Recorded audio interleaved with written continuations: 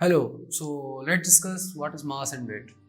क्योंकि मास और वेट एक काफ़ी मिसकंसेप्टेड कॉन्सेप्ट है हमारे यहाँ, कि लोग यहाँ मास और वेट को सेम चीज़ मान रहे होते हैं। जैसे कि आपको पता है कि मास और वेट टोटली डिफरेंट चीज़ें हैं। तो आज हम उसके ऊपर थोड़ी सी डिस्कशन करने वाले हैं कि किस तरह ये एक दूसरे से डिफरेंट हैं, और ये डिफरेंट होने के पीछे कोई साइंटिफिक रीज़न होगा क्यों हम मास और वेट को सेम नहीं मानते। फिजिक्स में हम वेट किसी एक और चीज़ के कॉन्सेप्ट को मानते हैं और मास टोटली डिफरेंट चीज़ है। टोटली दोनों, एक नॉर्थ पोल है तो एक साउथ पोल है, समझ लें। इतना एक दूसरे से उनमें डिफरेंस है क्योंकि एक स्केलर क्वांटिटी है, एक वेक्टर क्वांटिटी है। सबसे पहला ये फ़र्क आ गया कि फिजिक्स में है ही दो तरह की फंडामेंटल क्वांटिटीज हैं, स्केलर्स एक हैं वेक्टर्स। तो सीधी सी बात आ गई कि मास स्केलर क्वांटिटी और फिजिक्स जो वेट है वो है वेक्टर क्वांटिटी। तो सबसे पहला हमें फ़र्क क्या पता चला कि ये एक स्केलर है, ये एक वेक्टर है। मास एक स्केलर है और वेट एक वेक्टर है। तो सबसे पहला ये फ़र्क पता चल गया कि ये दोनों ही डिफरेंट चीज़ें हैं, एक क्वांटिटी का डिफरेंस ही चेंज है इनके अंदर। जबकि मास एक स्केलर है और वेट एक vector quantity, it means mass के लिए कोई डायरेक्शन की ज़रूरत नहीं है, बट वेक्टर के लिए एक डायरेक्शन की ज़रूरत है। तो याद रहे कि वेट की डायरेक्शन हमेशा एक ही डायरेक्शन होती है। वेट कभी भी डायरेक्शन चेंज नहीं करता। Weight has only one direction. जब आप किसी भी हैवी ऑब्जेक्ट के ऊपर मौजूद हो, लेट्स सपोज हमारा हैवी ऑब्जेक्ट क्या होगा, हमारा प्लैनेट अर्थ, जहाँ पर हम उसके ऊपर मौजूद हैं, तो क्या होता है कि अर्थ एक सब sort of gravitational force induce करता है हमारे किसी भी ऑब्जेक्ट के ऊपर। हम अगर मौजूद है तो हमारे ऊपर भी एक ग्रेविटेशनल फोर्स इंड्यूस होगा। तो उस ग्रेविटेशनल फोर्स की वजह से क्या होता है कि हम एक some sort of force feel करते हैं जो कि वेट कहलाती है। तो वेट ये वही फोर्स है जो कि ग्रेविटी जो हम पर एग्जिस्ट अप्लाई कर रही है। तो वेट ये वही फोर्स है जिसकी वजह से हम ज़मीन की तरफ खींचे जा रहे हैं, हम ज़मीन के ऊपर टिके हुए हैं, क्योंकि ज़मीन हमें कॉन्स्टेंटली किसी पर्टिकुलर फोर्स से अट्रैक्ट करती है। और वो फोर्स क्या होती है, वो हमारा वेट होता है। So that weight is nothing but is mass multiply by the acceleration due to gravity. तो इट मीन्स वेट एक फोर्स है, मास जबकि एक डिफरेंट कॉन्सेप्ट है। वेट एक फोर्स है जो कि कोई भी ऑब्जेक्ट एक्सपीरियंस करता है किसी भी ग्रेविटेशनल फील्ड के अंदर। हम अर्थ की ग्रेविटेशनल फील्ड के अंदर मौजूद हैं, तो हम अर्थ की वजह से एक फोर्स एक्सपीरियंस करते हैं जिसको हम वेट कहते हैं। जबकि मास की बात करें तो mass is the quantity of matter present in an object, कि किसी भी ऑब्जेक्ट के अंदर कितनी मैटर की तादाद मौजूद है। फॉर एग्जांपल, अगर मैं कहूँ हमारे पास 12 ग्राम्स ऑफ कार्बन है, अगर कार्बन एटम के हमारे पास 12 ग्राम्स है, कार्बन एक एलिमेंट है जिसके 12 ग्राम्स हमारे पास मौजूद हैं, तो प्रिसाइजली उसके अंदर 6.02 10 to the 10 raise to the power 23 particles उसके अंदर मौजूद होते हैं। इतने आइटम्स होते हैं उसके अंदर, मतलब कि 6.02, और उसके अगर पॉइंट्स को हम कैरी करें तो 602 फॉलोड बाय 21 जीरोस, मतलब कि 602 के बाद भी 21 जीरोस आएंगे। तो इतने पार्टिकल्स, इतने एटम्स कार्बन एटम में मौजूद हैं। That quantity of matter is called as mass, कि क्वांटिटी कितनी है किसी चीज़ की। हाँ, अगर बात करें कि वेट कम ज़्यादा हो सकता है, क्वांटिटी ऑफ मैटर कभी कम ज़्यादा नहीं होती। लेट सपोज अगर बात करें कि एक हमारे पास एक 12 ग्राम ऑफ कार्बन था, उसके अंदर 6.02 10 raise to the power 23 particles थे। अगर मैं कहूँ मेरे पास 24 ग्राम्स ऑफ कार्बन है, तो उसके पार्टिकल डबल हो जाएंगे। अगर हम व्यास बढ़ाएंगे तो क्वांटिटी ऑफ मैटर बढ़ जाएगा। So the quantity of matter present in any object is called as mass. जबकि weight is a force experienced by any object which is present in a gravitational field. जब कोई भी object किसी gravitational field के अंदर मौजूद होता है तो वो एक फोर्स एक्सपीरियंस करता है। उस फोर्स को हम क्या कह रहे हैं, वेट कह रहे हैं। And that weight is equals to W is equals to mg। हम उसी मास को एक्सेलरेशन ड्यू टू ग्रेविटी के साथ, जो कि हमारे सरफेस ऑफ अर्थ के ऊपर 9.8 मीटर्स पर सेकंड स्क्वायर है, अगर जितना ऊपर जाएंगे तो कम होती जाएगी, तो यही हमारे सरफेस के ऊपर 9.8 मीटर पर सेकंड स्क्वायर है। तो अगर लेट सपोज मैं एग्जांपल ले लूँ कि कोई ऑब्जेक्ट है जिसका मास कितना है 1 kg है, और 9.8 मीटर पर सेकंड स्क्वायर की वो acceleration due to gravity experience करता है, तो उसका वेट कितना होगा, 1 मल्टीप्लाई बाय 9.8, जो कि होता है कंप्लीटली 9.8 न्यूटन्स। तो अगर 1 किलोग्राम ऑब्जेक्ट है तो उसका वेट होगा 9.8 न्यूटन्स। क्या ये वेट कांस्टेंट होता है? नहीं। मास कांस्टेंट होता है, वेट कांस्टेंट नहीं होता। दुनिया में आप कहीं भी किसी चीज़ को रख लें, अगर लेट सपोज मैं आपके सामने कोई भी एक चीज़ रख दूँ, कुछ भी, उसका जो मास यहाँ पर होगा वही मास अगर शेल्फ में रखते हैं तो वही मास रहेगा उसका। अगर उसी चीज़ को अगर आप ले जाकर चांद के ऊपर रख दें, मून के ऊपर रख दें, उसका मास वही रहेगा, कभी चेंज नहीं होगा। क्यों? क्योंकि the quantity of matter will remain same.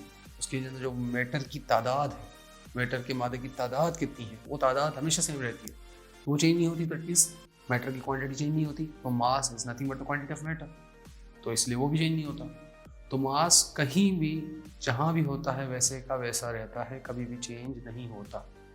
हाँ, फिर अगर आप कहना चाहें कि सर हमारे पास कोई एक एप्पल है, हमने उसको हाफ कर दिया, उसका मास कम हो गया, जी हाँ कम हो गया। क्यों? क्योंकि उस पूरे एप्पल का मास कम नहीं हुआ, आपने उसके हाफ एप्पल का मास अलग किया है। अभी दोबारा से जोड़ें, उस कंप्लीट एप्पल का मास अभी उतना ही होगा।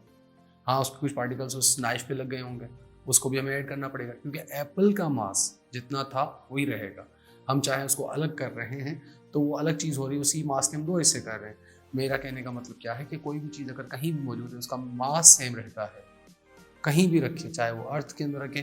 अगर 12 ग्राम ऑफ कार्बन है, उसके अंदर 6.02 10⁻23 पार्टिकल्स अर्थ के ऊपर मौजूद हैं। अगर मून पे ले जाएंगे तो उसके अंदर यही पार्टिकल्स होंगे, और उसको हम मार्स पे रख दिए जाएँ तो उसके पार्टिकल्स यही होंगे, जुपिटर पे उसके पार्टिकल्स यही होंगे, इवन सन के अंदर पार्टिकल्स यही होंगे। जबकि weight every instant every moment change होता रहता है। किस तरह? अगर आपने एक्सपीरियंस किया हो कि कभी भी आप एक एलिवेटर किसी लिफ्ट पे आप चढ़ रहे होते हैं, कि जो काफ़ी हमारी टॉप स्टोरी बिल्डिंग्स होती हैं, बहुत बड़ी बिल्डिंग्स होती हैं, उनके अंदर काफ़ी फास्ट मूविंग लिफ्ट्स होती हैं, क्योंकि लाजमी बात है हमने बहुत ही ऊपर जाना होता है। लेट सपोज अगर हम किसी ऊंची बिल्डिंग की बात कर लें, शंघाई बिल्डिंग की बात कर लें, कोई भी लंबी बिल्डिंग की बात कर लें, उसके अंदर लिफ्ट्स काफ़ी फास्ट होती है। तो अगर आप उस लिफ्ट के अंदर बैठेंगे, आपने जाना है फर्स्ट फ्लोर से लेकर 20th फ्लोर तक, तो आप जैसे लिफ्ट मूव करेगी ऊपर तो आप अपने बॉडी को हैवी फील करेंगे। और जस्ट आप फील नहीं करेंगे, अगर आप लेट सपोज आप किसी भी वेट बैलेंस को आप ले जाएं वहाँ पे, जो आपका वेट मेजर कर सके, उसको रखें, उसके ऊपर आप पाँव रखें, और जब वो ऊपर जाए लिफ्ट तो आप उस वेट बैलेंस को देखें। अगर सबसे पहले अगर जब लिफ्ट खड़ी थी आपका वेट लेट सपोज 80 kg वो दिखा रहा था, मैं 80 kg क्या कह रहा हूँ, उस मशीन के हवाले से कह रहा हूँ, जबकि वेट का यूनिट न्यूटन होता है, याद रखिएगा। 80 kg अगर वो मशीन दिखा रही है, बट जैसे ही वो लिफ्ट ऊपर जाना स्टार्ट होगी आप देखेंगे कि आपका वेट 80 से बढ़ना शुरू हो जाएगा, 82, 83, 85, 84 बढ़ता जाएगा। और जैसे ही आप उसी लिफ्ट में 20th फ्लोर से आप फर्स्ट फ्लोर में आएंगे तो आपकी लिफ्ट जब नीचे आएगी तो आप एक्सपीरियंस करेंगे कि आपका वेट कम होता जाएगा। 80 आप उधर जब 20th फ्लोर पे खड़ी थी आपका वेट 80 हो जाएगा। इट मीन्स जब ऊपर जा रही थी बढ़ रहा था, और जब जाके खड़ी हुई तो वही 80 हो गया। जब नीचे आएगी तो आप एक्सपीरियंस करेंगे आपका वेट कम हो रहा है। क्यों? क्योंकि आप नीचे की तरफ एक्सेलरेट कर रहे होते हैं। इस एक कॉन्सेप्ट होता है वेटलेसनेस, वो हम डिस्कस नहीं कर रहे आज, और नेक्स्ट वीडियो हम कभी और डिस्कस कर लेंगे। अभी हम डिस्कस कर रहे हैं उस प्रॉपर्टी को कि वेट हमारा कम ज़्यादा हो रहा है। जब हम नीचे आएंगे तो हम हमारे वो स्केल बताएगा कि वाकई में उसका वेट कम हो रहा है। कोई चीज़ उसके ऊपर मौजूद है, हम उसके ऊपर मौजूद है, तो हमारा वेट जो 80 किलोग्राम्स था वो कम हो चुका है। अब किलोग्राम्स में दोबारा कह रहा हूँ कि किलोग्राम्स यूनिट नहीं है वेट का, न्यूटन यूनिट है, बट हम उस स्केल की बात करें, उस मशीन की बात करें जो उसको किलोग्राम्स में मेजर कर रहा है, तो हम देखेंगे हमारा वेट कम हो रहा है। तो इट मीन्स वो वेट है, वो मास नहीं है, वो वेट है जो कि कम ज़्यादा हो रहा है। आपने एक्सपीरियंस किया होगा जब भी आप पानी स्विमिंग पूल में स्विमिंग करें, आपको फील होगा कि आप लाइट हो चुके हो, हल्के हो चुके हो, आप पानी में फ्लोट कर रहे होते हो, कंप्लीट वेटलेस फील करते हो आप। इट मीन्स कि आपका वहाँ पे तो वेट चेंज हो चुका, आपका मास चेंज नहीं हुआ, आपकी बॉडी के अंदर जितने भी मैटर की तादाद थी, द क्वांटिटी ऑफ मैटर थी, वो वही है, वो चेंज नहीं हुई। बट आपने एक फोर्स आपके ऊपर लगता है जिसको बॉयंसी या थ्रस्ट फोर्स हम कह सकते हैं, उसकी वजह से हमारा weight counter weight cancel out हो जाते हैं, हम वेटलेस हो जाते हैं। तो यही रीज़न है जिसकी वजह से हमारा हम वेटलेस फील कर रहे होते हैं। तो weight is the force which we experience in the presence of the gravitational field. किसी भी ग्रेविटेशनल फील्ड की वजह से अगर हम कोई फोर्स एक्सपीरियंस करें, वो फोर्स हमेशा हमारा वेट होता है, और mass is nothing but the quantity of matter present in it. हाँ, तो सर आप कह सकते हैं कि अगर लेट सपोज कोई शख्स सेटेलाइट के अंदर, जैसे इंटरनेशनल स्पेस स्टेशन ISS के अंदर काफ़ी साइंटिस्ट वहाँ पे मौजूद हैं, आप कहेंगे सर वो तो सेटेलाइट अर्थ की ग्रेविटेशनल फील्ड से बाहर है, तो इसीलिए वो वेट फील नहीं करते हैं। तो आप यहाँ पर गलत होंगे। क्यों? क्योंकि अगर वो ग्रेविटेशनल फील्ड से बाहर होता तो वो कभी भी अर्थ के अराउंड रोटेट नहीं करता। अगर वो अर्थ के अराउंड रोटेट कर रहा है, इट मीन्स कि वो उसकी ग्रेविटेशनल फील्ड के अंदर है। दूसरी बात, वो कहीं भी होगा, मून से तो पहले ही आ जाएगा, चांद से पहले ही होगा, चांद के बाहर तो नहीं होगा। इतना दूर तो हम कोई सेटेलाइट भी यूज़ नहीं करते, इतना दूर तो हम सेटेलाइट भी नहीं ले जाएंगे हमारी अर्थ के लिए, हमारे किस काम का। तो इट मीन्स अगर मून अर्थ की ग्रेविटेशनल फील्ड के अंदर मौजूद है इट मीन्स वो सेटेलाइट तो उससे पहले ही है, तो वो तो मौजूद ही होगा। तो वहाँ पर वो वेटलेस क्यों होता है? वो इसीलिए होता है क्योंकि वो फ्री फॉल के अंदर होता है। जैसे हम लिफ्ट के अंदर नीचे जा रहे थे तो हम फॉर सम टाइम इंस्टेंट हम थोड़ी देर के लिए फ्री फॉल में जा रहे थे, हमारी डाउनवर्ड एक्सेलरेशन थी। तो अगर हम एग्जैक्टली फ्री फॉल में जाएं, एग्जैक्टली फ्री फॉल मीन्स अगर कोई ऑब्जेक्ट एग्जैक्टली 9.8 मीटर पर सेकेंड स्क्वायर्स की एक्सेलरेशन के साथ डाउनवर्ड एक्सेलरेट हो तो खुद को वेटलेस फील करेगा, वो फ्री फॉल में चला जाएगा। इसको हम फ्री फॉल कहते हैं कि कोई ऑब्जेक्ट एग्जैक्टली 9.8 मीटर पर सेकेंड स्क्वायर की एक्सेलरेशन फील करे डाउनवर्ड, जब नीचे से कोई चीज़ गिर रही हो। इसका एग्जांपल मैंने बहुत पहले एक वीडियो भी बनाया था, उसमें आपने देखा होगा कि अगर कोई बॉटल है उसके अंदर पानी भर लें, उसके नीचे होल कर लें, अगर आप उसको टाइट कर लें तो पानी नहीं निकलेगा, रीज़न एटमॉस्फेरिक प्रेशर, उसके बारे में कभी और डिस्कस करेंगे।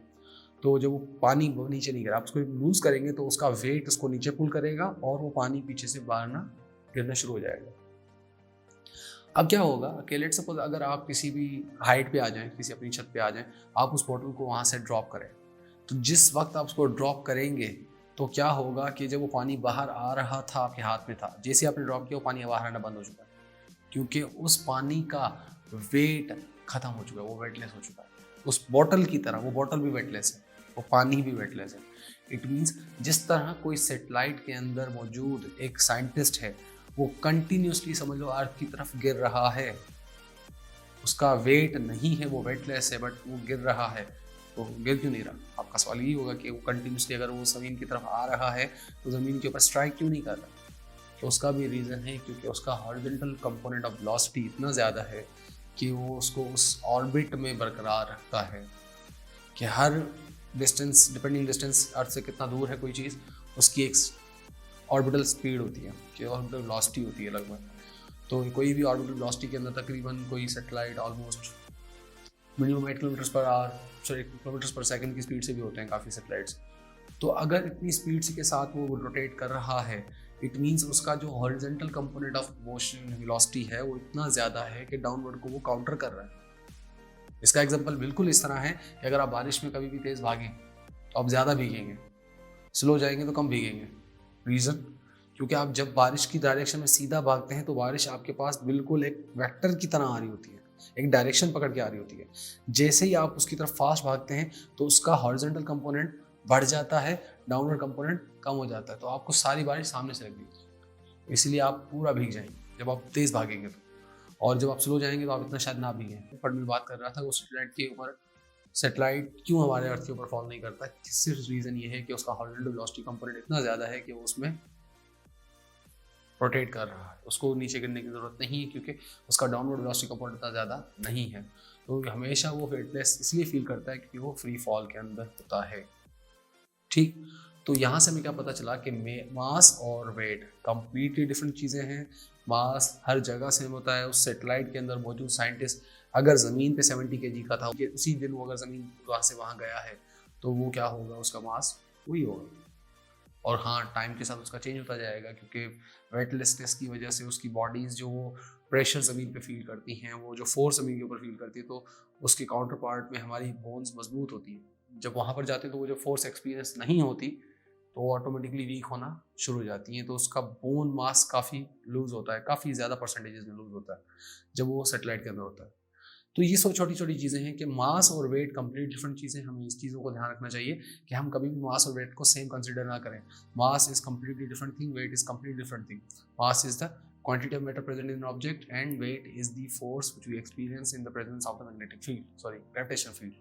तो ग्रेविटेशनल फील्ड के अंदर हम मौजूद हैं तो हमें जो फील्ड की वजह से फोर्स एक्सपीरियंस होगा वो हमारा वेट होगा, जो कि हर जगह चेंज होता रहता है। मास हमेशा कांस्टेंट रहता है किसी भी चीज़ का, वो हमेशा कभी भी कम ज़्यादा नहीं होगा, जबकि वेट कम भी हो सकता है, ज़्यादा भी हो सकता है, ऑलमोस्ट ज़ीरो भी हो सकता है। अगर आप किसी हेलीकॉप्टर के अंदर मौजूद हैं, सॉरी ये किसी जेट के अंदर मौजूद हैं, जेट उड़ते उड़ते उड़ते अचानक से उसका इंजन फेल हो गया, वो जब फ्री फॉल में जाएगा तो उस जेट के अंदर आप हवा में फ्लोट करना शुरू हो जाओगे, आपको फील होगा कि आप वेटलेस हो चुके हो। तो आपको बिल्कुल इस तरह फील होगा। अगर आप सराउंडिंग से बिल्कुल कट ऑफ हो, आपको फील भी नहीं होगा कि जहाज़ नीचे भी गिर रहा है, वो जेट नीचे भी गिर रहा है, आपको ऐसे फील होगा कि आप उसके अंदर फ्लोट कर रहे हो जब तक वो जाके टकराता नहीं ज़मीन से। सो ये चीज़ें थी जो कि आज डिस्कस करनी थी।